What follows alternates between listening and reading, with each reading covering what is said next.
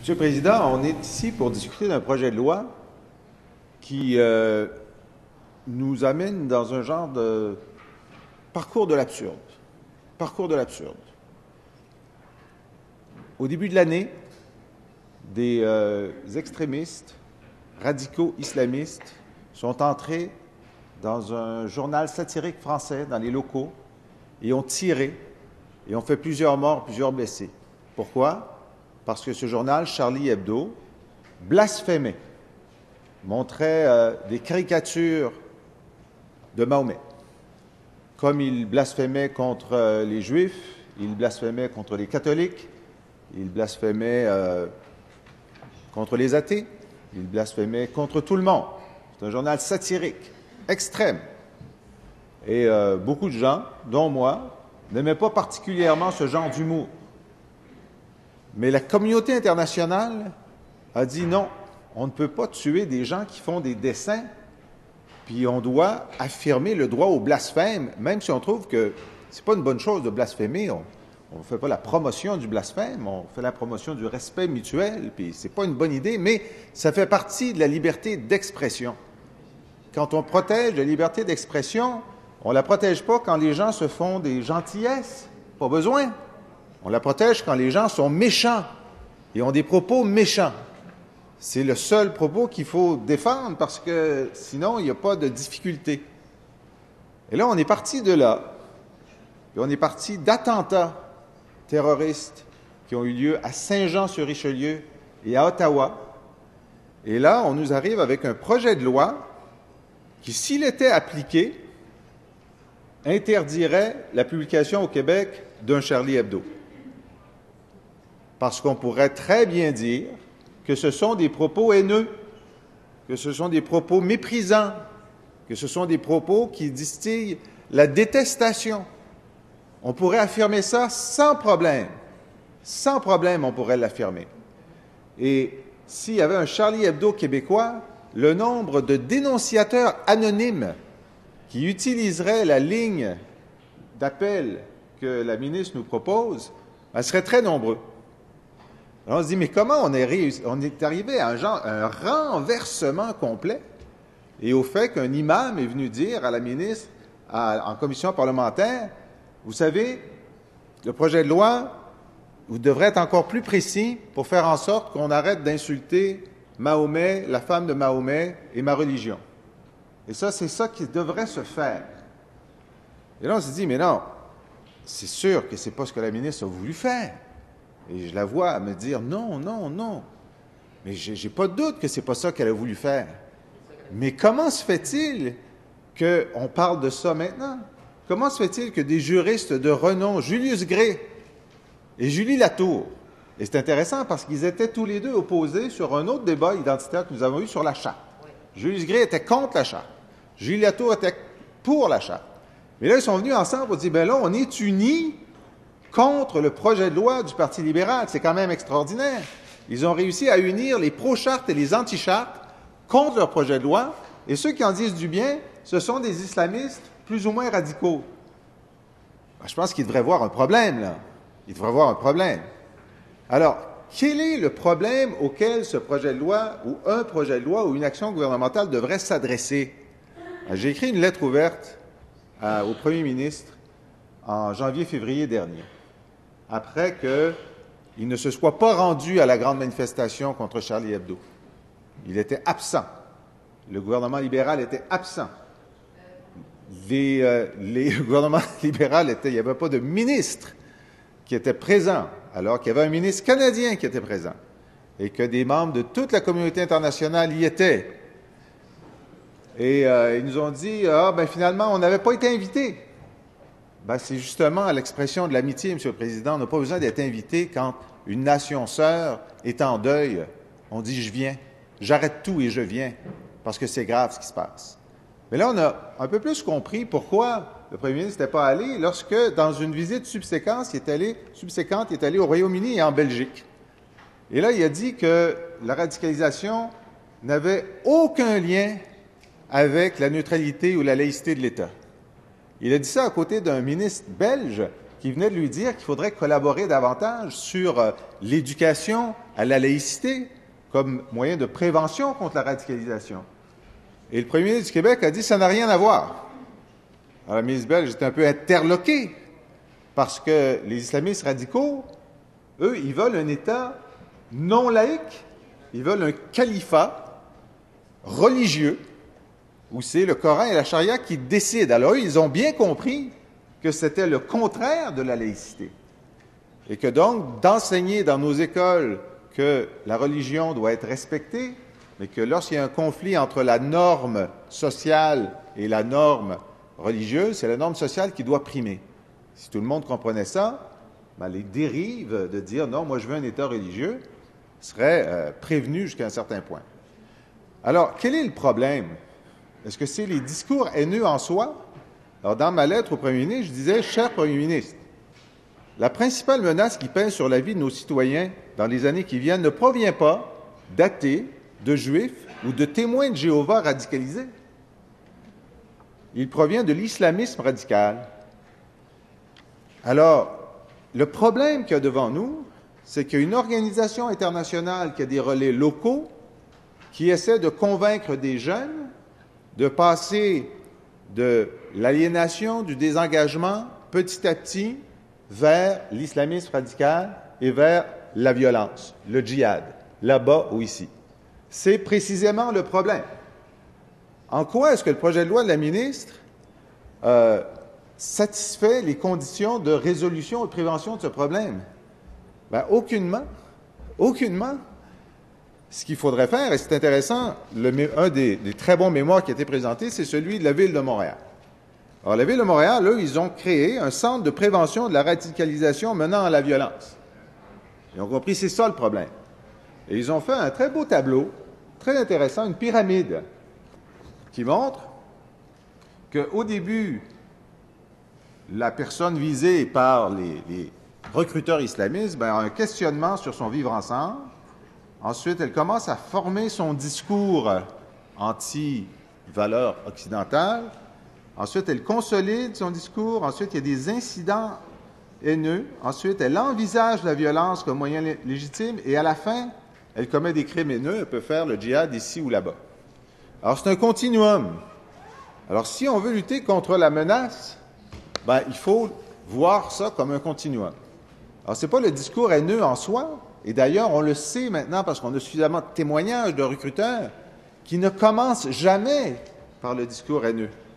Ils commencent toujours plus graduellement en isolant la personne de sa communauté, en disant « on est tes amis, on va t'aider, on va t'appuyer, on va t'envoyer de la littérature, tu peux venir chez nous », on crée un réseau d'amis et petit à petit l'amener à se couper de son milieu et à vouloir poser des gestes. Alors donc, si on avait un projet de loi ou un plan d'action, on dirait, nous sommes à la recherche de personnes qui vont s'inscrire dans un continuum pour pousser des gens à la violence religieuse ou autre. Je comprends très bien que dans une législation, on ne veuille pas pointer spécifiquement un processus, celui-là, l'islamisme radical, mais s'il y en avait d'autres, il faudrait qu'on puisse avoir un outil contre ceux-là aussi. Mais là, en ciblant sur les discours haineux, alors même qu'il y a un débat au Canada et ailleurs sur la portée du discours haineux, c'est-à-dire, et Charlie Hebdo est un exemple, on peut dire que selon la législation canadienne actuelle, selon même le jugement Walcott de 2013, Charlie Hebdo pourrait être considéré comme haineux au Canada. Alors que ce n'est pas de ça dont on veut parler. Et c'est pour ça que Maître Latour et Maître Gray ont dit on n'en revient pas que vous légifériez là-dessus en élargissant la portée, en faisant des listes de coupables qui seraient publiques avec des dénonciations anonymes, alors qu'on se pose la question même de cette définition de discours haineux. Un discours qui mène à la violence, un appel à la violence. Là-dessus, on est tous sur le dur. Il n'y a pas de problème. Dès qu'on passe de « je déteste telle religion » à « attaquer tel temple », là, on est certain qu'attaquer tel temple, ça doit être absolument, on appelle la police immédiatement. Mais donc, le gouvernement s'est engagé dans un débat qui est déjà décalé et qui n'est pas apte à répondre à la question posée. Et donc, c'est pourquoi ma collègue, leader adjoint de l'opposition officielle, a demandé de scinder le projet de loi, comme plusieurs groupes. On se dit, mais toute cette question-là de discours haineux, là, scindez-le, oubliez-le. En fait, retirez-le. Retirez-le, ce n'est pas la bonne voie. L'autre partie, qui protège des enfants qui seraient entraînés dans des mariages forcés ou qui fait en sorte que la DPJ a plus d'outils pour protéger des enfants qui seraient dans des sectes, ben, ça c'est bien. Ben, ça c'est bien. Quoique, il y a des libellés qui sont un peu forts. On dit qu'il faut protéger la sécurité morale des étudiants. Encore là, on comprend, la sécurité morale, c'est juste mal écrit. Je ne comprends pas que les légistes aient laissé passer ça, parce que, comme le dit M.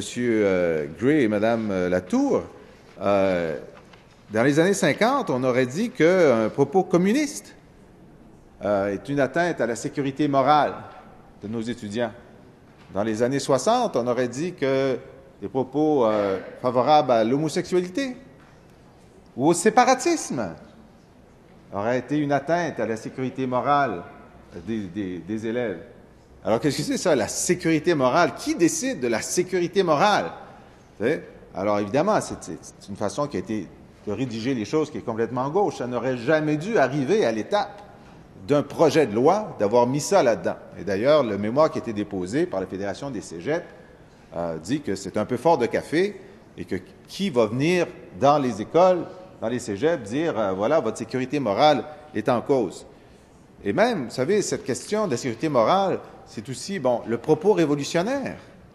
Est-ce que le propos révolutionnaire, s'il n'est pas un appel immédiat à la violence, doit être considéré comme illégal? Dans ce cas-là, on aurait mis George Washington en prison, puis Nelson Mandela, et puis certainement Martin Luther King, et plusieurs autres, Thomas Jefferson. Donc voilà le genre de champ de mine vers lequel s'est jeté le gouvernement libéral, alors que ce n'était pas la direction qui était nécessaire du tout pour essayer de lutter contre le problème que nous avons, qui est celui de la radicalisation vers la violence religieuse. Donc, c'est quand même extraordinaire que lorsqu'ils étaient au gouvernement avant, ils avaient échoué dans toutes leurs tentatives de proposer et de faire voter un projet de loi sur des questions, sur les accommodements raisonnables ou autrement. Cette fois-ci, ils avaient une chance de se reprendre. Et puis, ils savaient, là, c'était pas comme ils n'étaient pas avertis, là. Ça fait des années qu'on discute de ça. Ça fait des années qu'on dit que le gouvernement libéral n'agit pas. Donc, ils avaient le temps de bien se préparer. Et ils nous sont arrivés avec un projet de loi qui, de toute évidence, ne tient pas la route, pose plus de problèmes qu'il n'en règle, pose les mauvaises questions.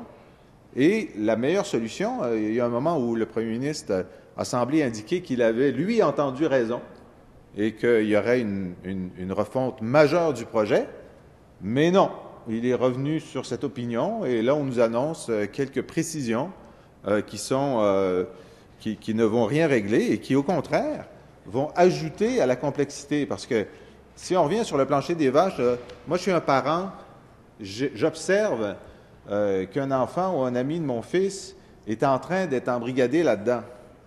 Alors, moi, je dis, il y a juste une chose à faire, là, c'est d'appeler la police de Montréal. C'est ça qu'il faut faire. Appelle la police de Montréal. Si tu es à Montréal.